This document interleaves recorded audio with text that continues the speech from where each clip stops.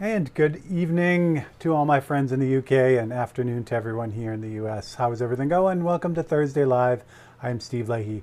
A little bit of show and tell, and then we're going to get right into today's job. I think we are, yeah. And a quick program note, too. If you are as astute as Enzo, you would have noticed that Open Studio this week was episode 35. Means we missed episode 34 somehow. So we really didn't. In just my haste to get everything up, I put the wrong title on there. I mistitled it. I skipped 34. So episode 35 is actually 34. So I'm not going to switch it. We'll just have that be the little Easter egg for the Harley painting, that the episode 34 is just, it's there, but it's not. So anyway, pick up right where you left off. Check out episode 35 this week, and we'll just keep going from there. I'll just remember to subtract a half an hour at the end when I figure out the total time. That's what I got. Okay, so let's look at some stuff. I got just a quick show and tell for you, and then we'll get right into this Chevy painting. So yeah, let me switch things around, and we'll get rocking.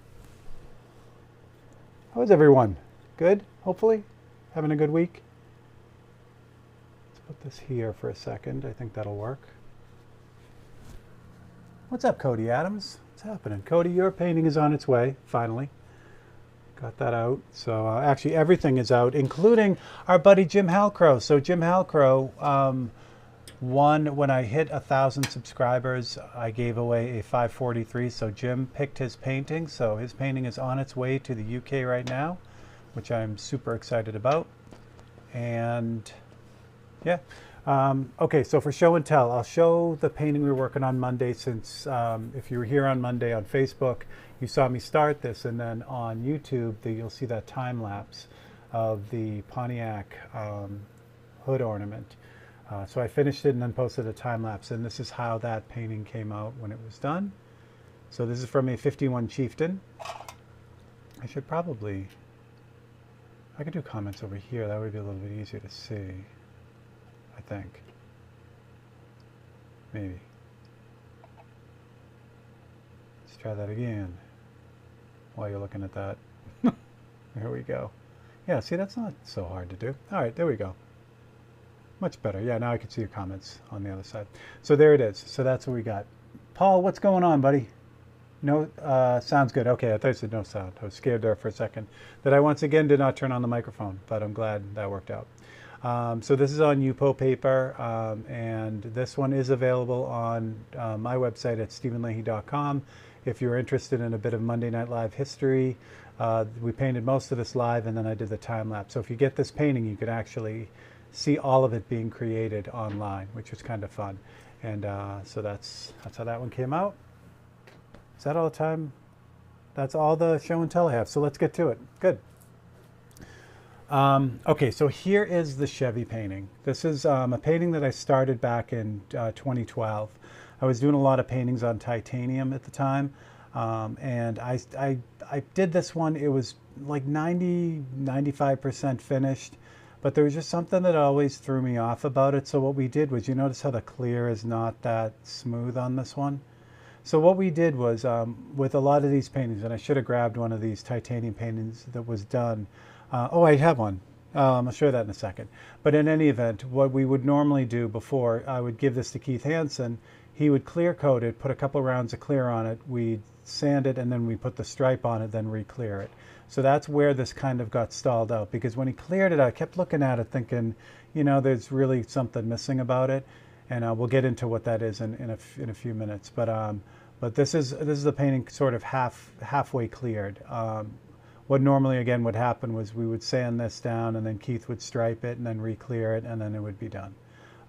So titanium is a great metal. It's just a blast to work on. This one's a really thick piece too. I don't even know what this is. This is probably, I don't even know what it is. It's huge as far as thickness goes. I was working with or found a company in Massachusetts. Yeah, this is almost 1/8 of an inch thick. So this is a giant piece of titanium. I found a company in Massachusetts when I was living there that they supply titanium to manufacturers. So they're kind of the raw titanium company. And I contacted them along the way and said, hey, this is what I do. Do you guys ever sell cutoffs? And they're like, we have a 55-gallon drum here, just come down. We'll charge you by the pound. So it really worked well. I developed a great relationship with them and went over a few times and grabbed a bunch of metal, did a few paintings for them as well. And at the time, I wanted to work on titanium because I thought it added just a little bit extra to these paintings. A lot of people are working on aluminum and steel panels, but I didn't know anyone who was working on titanium, so I figured that was a great option. As far as archival qualities, titanium is brilliant. It's used in aerospace and it's used in the medical field for a reason. It just doesn't tarnish. Nothing. There's no oxidation to it. It does develop this kind of skin to it, which gives it this kind of dull finish, but that's as far as it goes. So the downside with titanium is, well, it's also the upside, is nothing sticks to it. I'll say hello to everyone again. Adrian Ward, what's up? Travis, what's going on, buddy? I have lots of titanium in my left leg. There you go. Dan, what's happening, buddy? Michael, what's going on? That's okay. We'll take you 2 minutes, Michael. So titanium is wonderful for that. It's non-reactive, all this stuff. It just makes it a wonderful material. But again, it's designed, not designed, but nothing really wants to stick to it. So the problem I was finding with some of these paintings at the time, and this is more an experience at the time, this is about, what, 10, 12 years ago, you have to prep this in a specific way to get things to stick to it. Now, this painting didn't have the problem that I was running into. Some of the paintings had this issue going on. See right here and here, and then up here as well. So that's the clear coat not sticking to the painting, or the metal itself. And these pockets of not even air, but you know, it delaminates essentially. So this is a big problem with a few of those paintings from back at that time. It's unfortunate. There's not much I can do about this. That's why this painting is not in a frame or anything. So this one would never be sold. It's more of a learning experience. So in the meantime, I found out, you know, really how to prep titanium so that this won't happen. But it was an issue at the time for a few of the paintings. This one, however, this does have that clear coat on it, and this has been about 12 years or 11 years, and it's not delaminating, so this one's not going to go anywhere. This one, you know, it's just going to be fine. So I can finish this one without worrying about it. All right. So there we go. All right. So now back to this painting. So one of the things that kind of bugged me about this, and I should have, well, actually I can show you the photocopy. I should have brought the actual photo over, but I took this at a cruise day, or car show that was outside. And what I did was I wanted to, this is the original photo. And what I wanted to do was I wanted to kind of clean it all up. There's a building in the background here, and you know, the trees and everything. So I wanted to take all that out. But inadvertently, when I did all that, it became very sterile. It was fine up here taking all that out, but on the bumper always bothered me on this painting because I took out all the little reflections, but I think I took out too much. So I always wanted to fix that before I finished it, and that's kind of how this got put on the back burner for so long. And then I just, you know, never got back to it. So we're gonna take care of that today, and then we'll stripe it and clear it and all that fun stuff. I had that problem after taping over cleared silver leaf. I had to dissect it out and patch it back in. Not cool. Yeah. Well, I mean, masking over leaf is crazy anyway. So we're gonna take care of this now. Again, there's about, I'd say, 2 passes of clear coat on this. What we have to do to paint on this, which is what we're going to do, I'm going to fix the bumper, is I'm going to have to scuff this up. I'm going to have to scuff it up to re-clear it anyway. So what I'm going to use for that, and let's see if I find it here. 15, yeah. I'm gonna, these pads are great. I get these on Amazon. I use them because they're cheap and they you know, they're foam pads and everything. So these work really good for what I do, all the 543s and everything. The disadvantage of is because they're so cheap, I doubt that, like, this feels a lot heavier than 1500. This feels more like 800. So their consistency is all over the road. But as long as you know kind of what it feels like, you'll be in good shape. This should be sanded with something like, usually like 800 would do it. So we're going to do that right now. So I have to sand the whole surface without obviously burning through the clear. There's a hell of an edge here on the edge of the paint, so there's a good chance I will burn through a little bit, but the stripe goes there, so I'm not overly worried about it. I just don't want to burn through on the painting. So what I'm going to do is I'm going to grab a little bit of water, and I'm just going to put it on this pad. Spread that around a little bit. And then I'm just going to really lightly just kind of start sanding the surface. What I'm doing is I'm kind of feeling for little, I don't want any chunks, you know, like any stray bits of dirt or whatever. I don't want to dig scratches into this. I'm just kind of evenly kind of roughing up the surface. And I'm also being careful, like on this edge here again, because that edge has the edge of the paint is there, so it creates this little like ridge, and that's going to be super easy to burn through. Again, I don't overly care because there's a stripe on that, but I also don't want to dig down into nothing. So I'm just gonna, yeah, this is way more than 1500. But it's going to be okay. So obviously I'm sanding the whole thing, even though I'm only going to be painting the bumper here. I'm going to be re-clearing the whole thing, so everything needs to be sanded. So that, because this has been so long, this clear is 100% cured. So I have to give the next round of clear a mechanical bond to hold on to. Honey, what's happening? Honey, I did get your message. We are still in Kent show mode, so I haven't had a chance to respond, but yes. So Honey Rivera was our winner this week on Monday Night Live, and she generously donated her win back. So Honey and I are going to get together and figure out a special way to make that happen, and so we'll keep you up on that. What else am I missing? There we go. Speaking as a Brady owned a Firebird, this painting is pure car porn. Excellent. Adrian, thanks, man. Yeah, this car is beautiful. I would see this car, I took this photo again in Massachusetts. And this car, I would see often. The license plate, it's the reason why I know it's this car, even though it's just a black Bel Air, which is not terribly uncommon for Bel Airs. But this guy has a license plate that just says "Sia." It's the letter C and then YA. So every time I saw it, I knew it was him. Beautiful car too. It's just super clean. There's not a whole bunch of extra on it. Yeah, just really nice car. All right, so I'm gonna just wipe this off and see how I'm doing. What I'm looking for is just an even dullness across the whole panel. And I just want to, I don't want like excessive scratches, that kind of thing. I do want some scratches because the clear needs to stick to that. So what I'm going to do is, since that seems to be overly aggressive, again, these pads are great, but they're like, this feels like paper. This does not feel like 2000. The grit difference between these two, like I said, this feels like 800 and this feels like 2500. So they're cheap, but again, they don't, they're cheap for a reason, All right, so what I'm going to do is I am going to switch to this 2000 or whatever they say this is.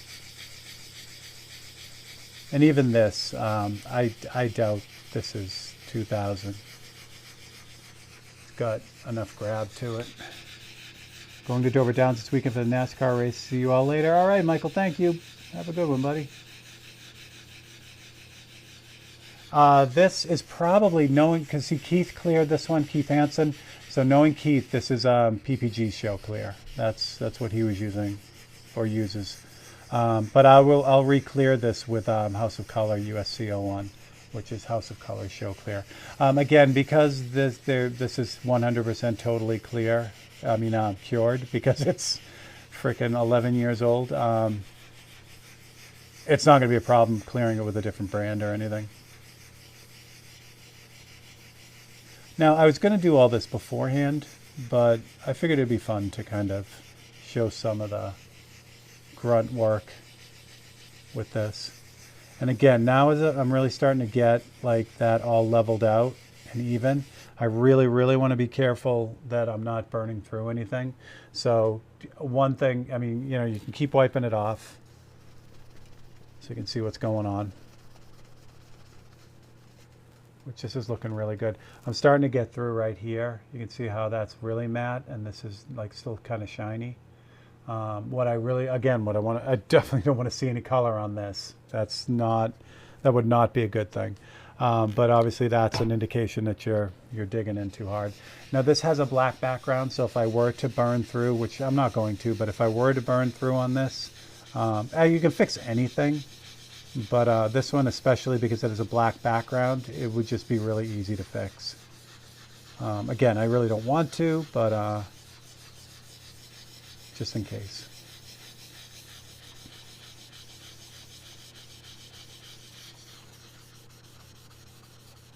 And there's enough on this that I can kind of hit these edges too. Normally the edges you want to be real careful of too, but this one has enough clear on it that I can, and I definitely want to put some tooth on this whole thing because like I said, I need that next round to clear. It needs something mechanical to hold on to.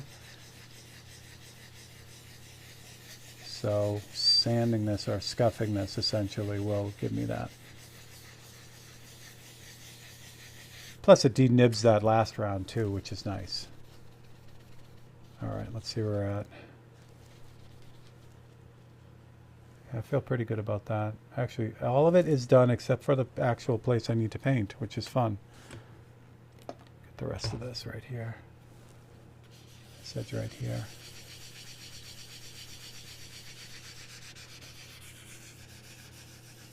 UC21, yeah. Yeah, the clear is amazing.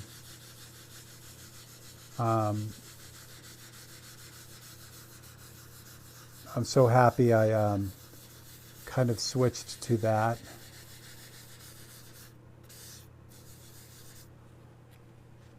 You're right, Travis, it's beautiful stuff.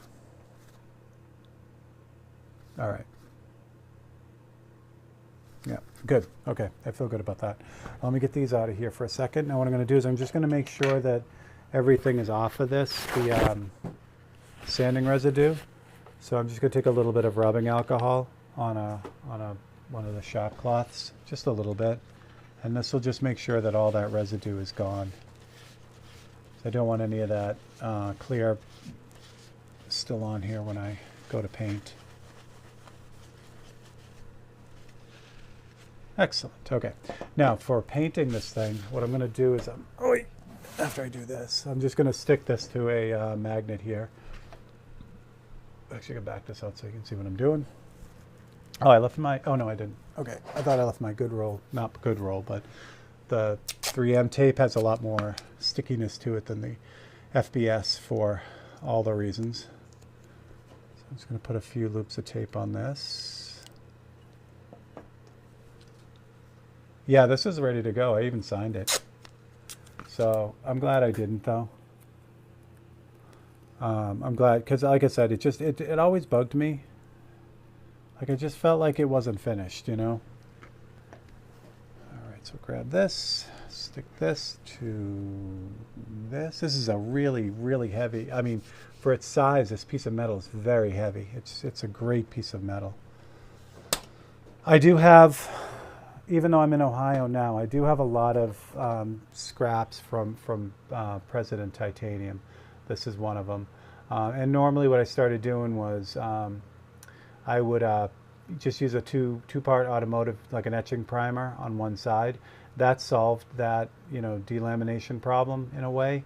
But what I loved about these paintings is you can see the titanium. It's great. It has like it looks like aluminum, but it's got like a gold cast to it. So it's really, really nice. And when you just prime the whole thing, go edge to edge, you can't see any of it. And yeah, it's nice that it's still on titanium, but it does lose that, prettiness, I guess. So, all right, we're good here. So what I'm going to do, basically, I just kind of like I said, I really simplified this bumper. I'm not going to add the trees in, but I'm going to add this you know, kind of horizon area. And I think that'll really kind of pop that back out. So overall, for an 11-year-old painting, I am still really happy with it, which is nice, because sometimes you look back at old stuff and you think, you know, that whole thing's got to go. But this one, I'm happy with the way it came out. I was into doing just, you know, bits of cars and rear ends and things like that for a while, and this is one of them. So let me just cut the. I'm going to cut out a quick template for this, 'cause it's going to make life easy for me. This isn't going to be a terribly long feed either. I'm going to do some running around right after this, but I figure we'll paint for about an hour, and I think that should be enough time to get this in place. All right, again, we have people standing here. There are trees. There's still some little light posts and all kinds of weird, goofy stuff. So I don't want all that. I just want to kind of, oh, is this wet? It is wet. All right, that's not going to work. I need the wet one. What else we got? I've been up all day and night wet sanding a Harley. Now I'm taking a break working on my own shop. That's awesome, man. I can totally relate to the non-stopness. Marge actually just left for Kent again, because today she has her peer review on her show. So she selects four professionals to come and look at the show and critique it. So that happens today. So she's very excited. We were there last night again. She was there for a while, just putting finishing touches and getting things the way she wants the show. And so tomorrow is the big closing gala at Kent, which will be a lot of fun too. You get all fancy and go to a big art show. So, and then that's it. They take it down Saturday. So it's been quite the ride for her, but she's just about to the finish line. For those who don't know, Marge is finishing up her BFA. She's been kind of working at it. She started back in 1987 and then got sidetracked, but went back to it about 10 years ago, and then got sidetracked again, and then finished it up this year. So it's a very, very cool thing. We're all very proud of all she's doing. So what I'm doing is I don't want the big building and the tree and stuff. I just want a black horizon sort of reflection on here, just to break it up a little bit.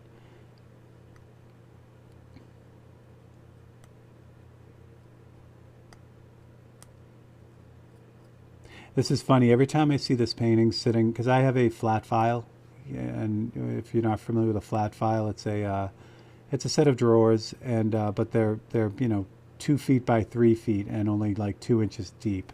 So they're very big drawers, but they're very shallow.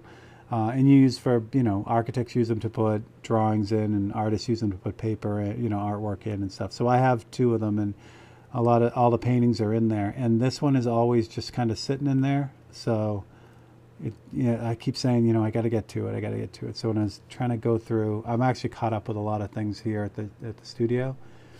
So when I was looking for something to do for today's feed, I'm like, dude, you can finish that painting finally. It was like, yes.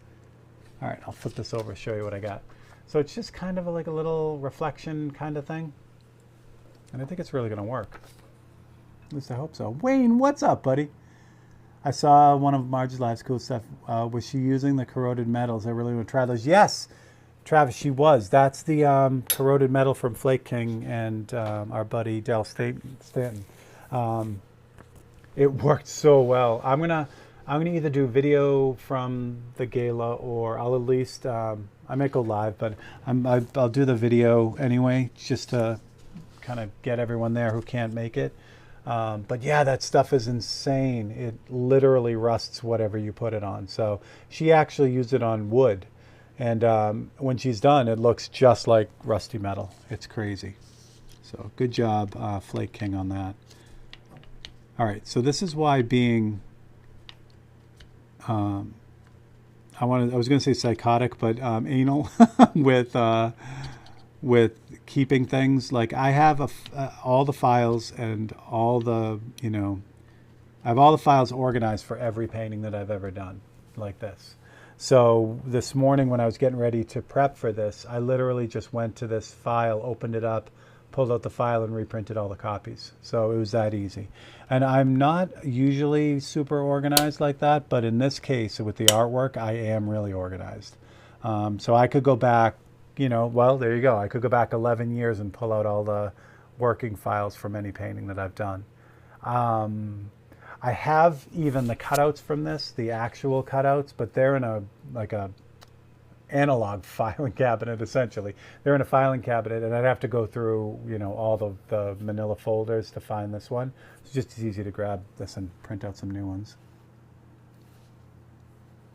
Will the fact that this is an older painting affect the look of the newer color? Honey, that's a fantastic question. Yes and no. This is all still Createx. It's the older Createx. So, for instance, the black that I use for the background is much cooler than the black I'm about to use on the bumper.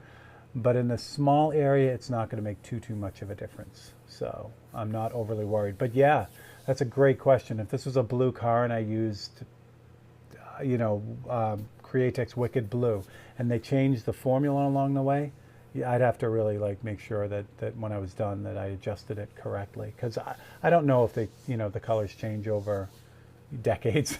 But it's an excellent question. Black is easy though. It's essentially all this is going to be is black. So I've got that lined up. I just want to make sure that's really lined up before I go and hose this all down. Yeah, it is. Okay.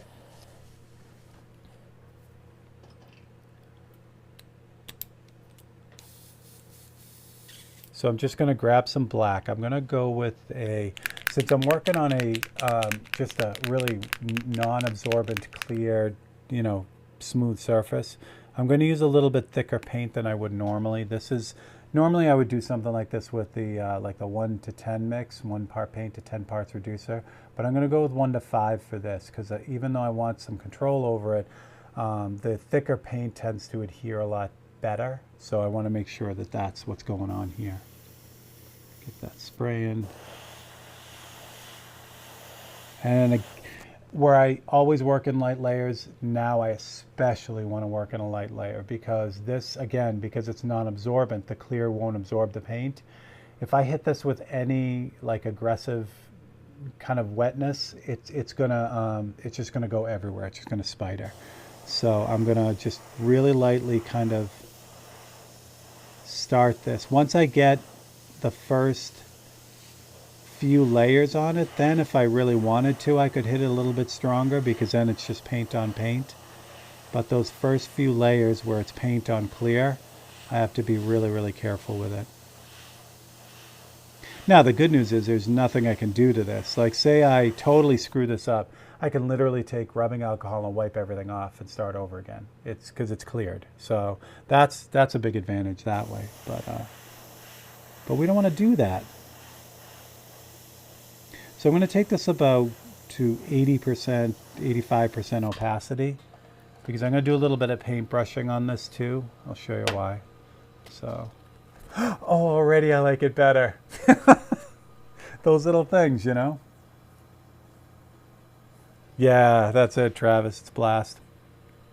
I will, no, I do that every single time. I don't want that one. I want this one. Yes. Okay. So what I'm going to do now, how close can I get you? I think that's as close as I can get you. So again, that looks really black, right? But it's not. It's like I said, it's only about 80% there. So what I'm going to do now, I can't do it with that one because I can't see what I'm doing. What do I do with other?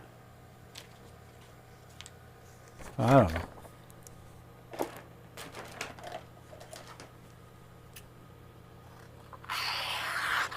Oh, and honey, if you missed it, I'm cheering today with coffee, your favorite. So got some running around to do, so I don't want to.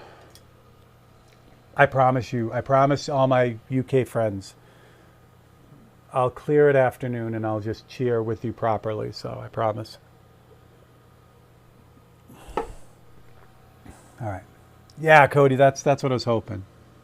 All right, so I'm going to grab some just straight, this is straight up black now right here.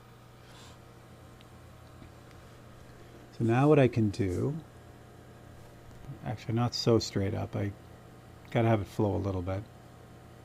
But same deal here, if this is super watery, this isn't going to want to stick, and I don't want that. So what I'm going to do now is I'm just going to add a few little extra dark areas in some of these reflections. And what's nice is, again, because this is completely black, it's going to just add a little bit of interest to this reflection. Again, if this was watery, it would go all over the place, which I don't want. So the other thing I can do here now is anywhere where the the cutouts would have been too small to paint those details, I could add those in. Like the little really thin lines. And I want to be careful not to judge my 10-year ago self. Like I'm looking at some of these lines thinking, really? Come on, you could have done a little bit better than that. Like right here, I missed this whole thing. And I don't know why I didn't fix that.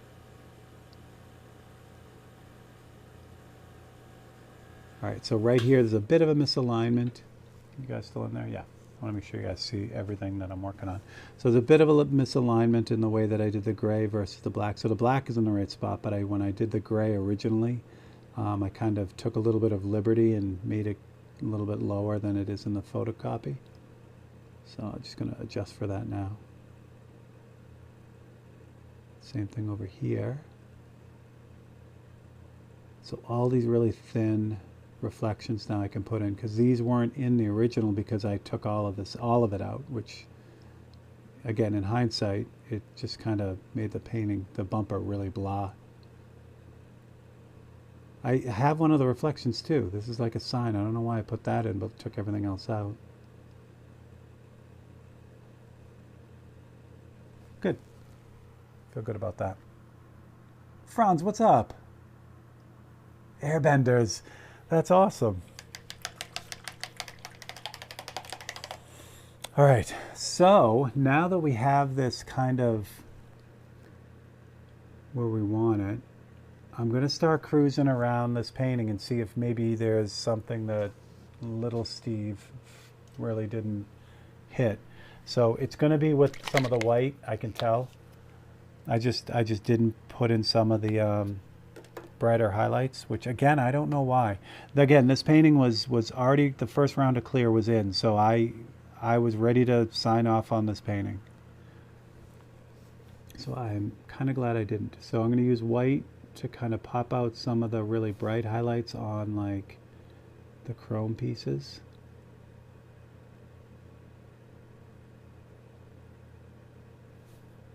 That's nicer, nice. Yeah, like here, why didn't I do that?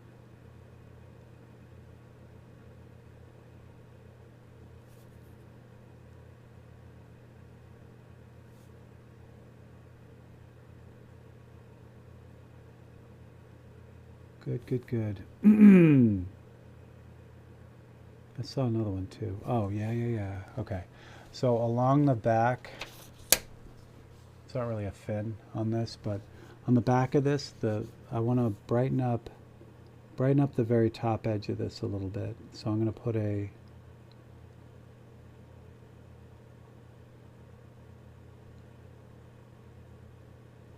thin line on this.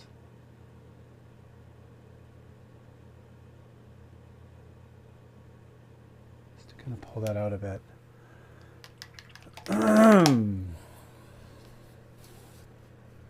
And right behind the gas fill door, same thing. I want to add a couple little highlights to kind of bring that out more than it is. This overall painting, the whole painting itself is really pretty simple. So with it being so simple, that's the good opportunity to really have some of these like brighter detail highlights that will just kind of help pop things off a little bit.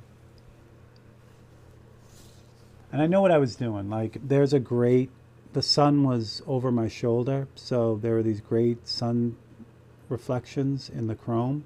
And I took them out because I wanted to have that feel of this car, not being outside, but in a studio. That's why I didn't, like a photography studio, that's why I didn't have all these extra details on the bumper. But again, in the end, it was a nice idea, but in the end, it just made the painting look dead. So now I'll go ahead and put in a lot of those little extra highlights that I took out originally.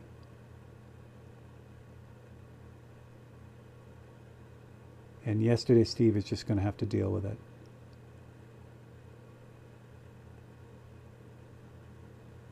Yeah, see, that it just gives that whole wheel more life. So that's what we're looking for. Feel like there has to be something on these little bumperettes here too. Even though there isn't in the photograph, it just feels like it needs something to pull it out a little bit. So we'll do the same thing here.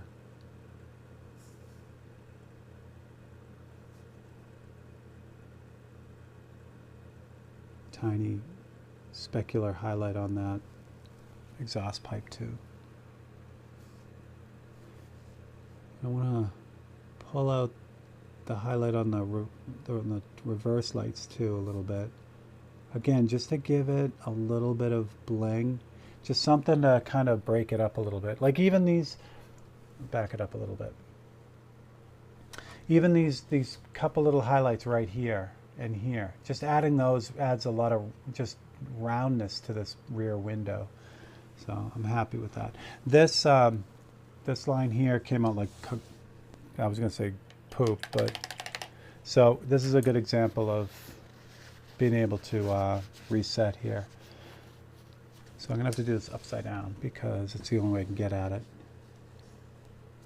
So I'm going to grab a tiny bit, a little shop cloth here. I'm going to fold this over a bunch of times and make a point. So I'm just going to keep folding it over till I make a little point. And I'm just going to put a tiny bit of rubbing alcohol on here, let it soak in, and then this will be my eraser for this paint. So I like this highlight up here, so I don't want to lose that. So I'm just going to kind of pick that up like that. I got to clean it up because I kind of pushed it out onto the car, so I'm just going to kind of go in reverse with a clean portion. So what I'm doing is I'm not just rubbing it off, I'm kind of lifting it up. So I'm touching it and then feathering it up, and then that pulls the paint off the surface. If I just sit there and scrub it, it's gonna come off, but it's just gonna, it's just gonna end up being everywhere, and I don't want that. All right, perfect.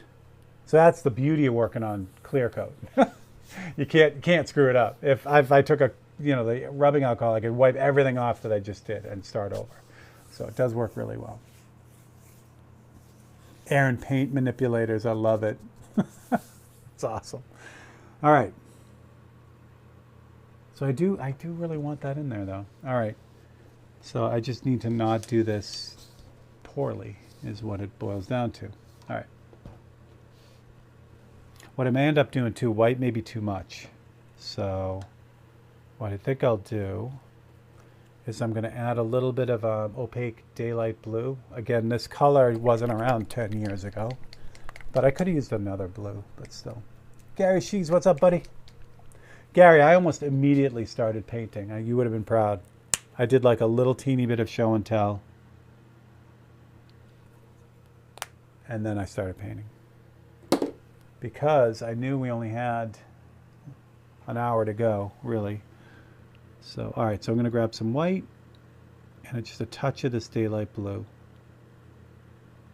And looking at how gray this whole Chevy is, I'm going to add just a touch of black to it too, because the daylight blue is beautiful, but it is super strong.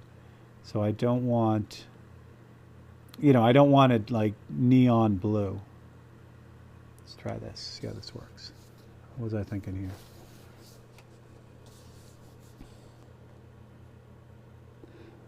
All right.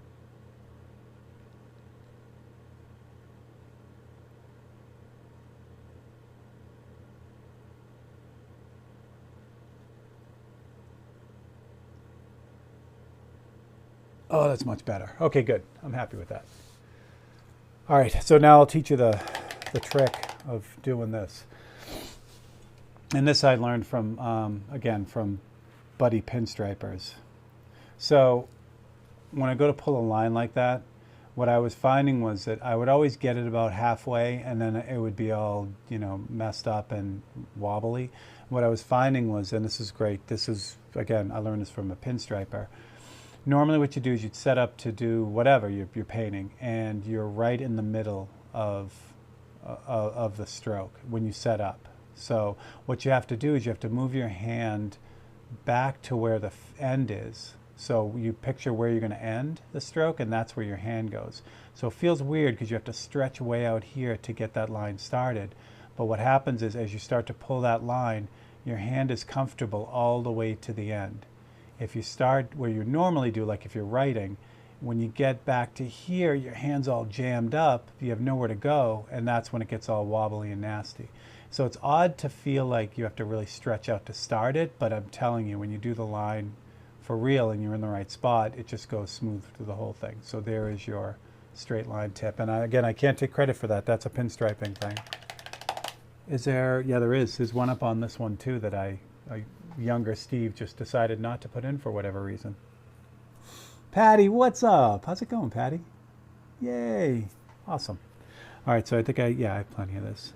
So I'm going to grab the same blue and do exactly the same thing up on here. Now, normally, I never, ever go back into a painting. Like, if a painting is done and cleared and signed and framed, I'll never, like, go back into it and fix it. Even though, you know, we all grow as artists, and, you know, we learn new things and get different techniques down and become better at certain things. So I never go back into an old painting and fix something that I didn't know how to do back then. This one is an exception because I never felt like this one was finished. So it always was just kind of sitting there half done. But I like being able to look back at old paintings and see the progress that I've made personally and the growth that I've had as an artist. I would never want to go back in and fix it. Sometimes I'll I'll take the same exact topic from a while ago and then do a new painting to see, you know, to really see how far, you know, certain things have gone, like with techniques and paints and whatever. But yeah, I'll never really rework an old piece. I'm feeling super happy about this now. It's much better than it was before. If I didn't do any of that, but just did these little highlights right here, that would have made the whole painting. But I really like that. I really like that I have, oh, you know what else I missed too? See, this is good. There is another mounting bolt here. So what I'm going to do is I'm going to take some gray to start. It is right here, which works out fantastic. So I'm going to do the bottom of the bolt first. Can you guys see what I'm doing? Oh, Cody, thanks. Yeah, it blew me away because we've been, painting or drawing since we were a kid, and you don't think of stuff like that. But and that was Keith Hansen that told me that taught me that, and I'm like, holy crap, that is amazing. All right, so I just painted on the bottom of that bolt. I'm gonna clean it up a little bit with some black on this side.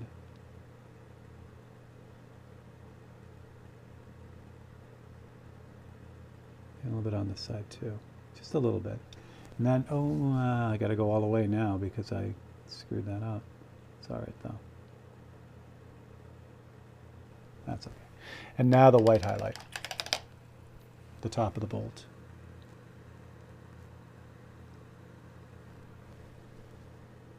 So I have plenty of frames for this. I have a bunch of exotic wood that I've already built frames out of. They're just not put together. So this, when I get this restriped and cleared, it'll go into one of those frames, and then this will be done for real, which will be nice because I'll be able to kind of bring it back out and give it the attention it should have got originally, but it just never did because it never got finished.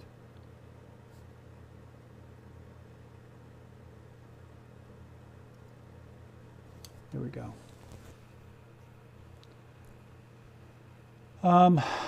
Yeah. Yeah, I feel pretty good about that. Now we get to the point where I gotta just say, okay, stop, because if I keep going with it, I'm gonna end up screwing it up. So we don't want that. So that little bolt right there, that's something someone would have called me out on. And I would deserve to be called out on that. You know, they'll be looking at this car and they'll be like, hey, you know, there's a, you know, bolt in the bumper right there. And I'd be like, yeah, but, you know. This one, that's a good question. Yeah, it probably is really close. Actually, I have the measurements on here, but this image size is 3 1/8 wide, so it's smaller than a 543. Yeah, it is. It's 2 5/8 by 3 1/8. So these are all super odd sizes because, again, what I did was I went to Titanium, President Titanium, and literally just, they have a 55-gallon drum with cutoffs. So I just grabbed whatever they had. So they're all weird sizes. And they were super great because, I mean, to buy, like anything, I mean, titanium's an expensive metal. But because they're so awesome, they just, you know, basically charged me by the pound. And they were recycling all this anyway, so it worked out good for them. But yeah. Like, yeah, to find a piece of 1/8 inch thick titanium, I mean, that's crazy. So it's going to make a nice painting when it's done. So now for the stripe on this, I'm not going to do a stripe here because what I'll probably end up doing to protect the paint I just put on here, I'll hit this with another coat of clear, just one, get it back to where it was when we started today, which is just, you know, like a thin layer of clear over the painting. Then I'll stripe it, and then I'll clear it for real. I'll put 2 or 3 more coats of clear on it, and then this thing will be done. I'm thinking for this, to keep it simple, I'm thinking just a really thin white pinstripe around the actual image. Some of these have gold leaf. What would be interesting would be like an aluminum leaf on this, but I'm not sure if that would stand out against the titanium, so I really am leaning towards white for this one. I think that'll look good. Could go red too, it'll bring out the taillights, but I'm still feeling white on this to keep it really super classy. And the other thing is I've already signed and dated this, so I think I'm going to leave that. Yeah, I'm probably going to leave that, the original date, because I really didn't, I mean, I really literally did the last 3% of this painting. Most of it was done in 2012. Which is crazy. That's the year my daughter graduated from high school. And she's all adult now. So let me tilt this a little bit towards you so you can see it. And I think, yeah, and look at that. See, that's what I love about that titanium. It just has that really, really cool sheen to it. That gold sheen. But there you go. And what I am also going to do is I'm going to, with dry sandpaper, I'm just going to hit this side. It's a little bit too glossy, so when I go to clear it, I want to make sure that it here as well. So that's what I got. That's as easy as it gets, going back in and fixing things. So I'm going to switch you guys over in a second here as soon as that decides to catch up with me. There we go. And that, my friends, is what we got for today. There's a lot of things coming. So that big T-38 painting is all done. It's shipped. It's back in Massachusetts with the Mission Healing Soldiers organization. So I'm really excited about that. There's some other big things coming from them, so I'll keep you guys in the loop on that. I got kind of a cool bike project that I'll be working on. And again, the Thursday live is kind of whatever's going on in the shop. So we're going to keep that same format. I think that works out well.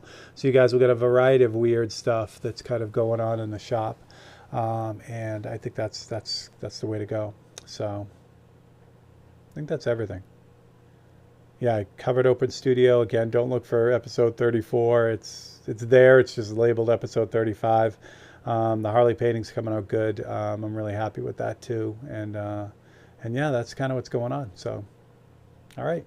Thanks for coming by. Thanks for hanging out while I fixed stuff. I hope you guys have a great weekend. Again, thank you for clicking that like button. Thank you for subscribing. The YouTube channel is just growing and growing, and I could not be happier. The goal for 2023 is to really have Facebook, Instagram, and YouTube be the primary social media sites for me, the place where I put everything up. And you guys are certainly a huge part of helping this new YouTube channel grow. Like I said, I had an old YouTube channel that I really didn't do much with. I started this new one, and you guys have just been lighting it up, and I truly, truly appreciate that. So, for Steve Leahy and Thursday Live, I love you guys. You guys are the best, and I will catch you next time. Thanks a lot.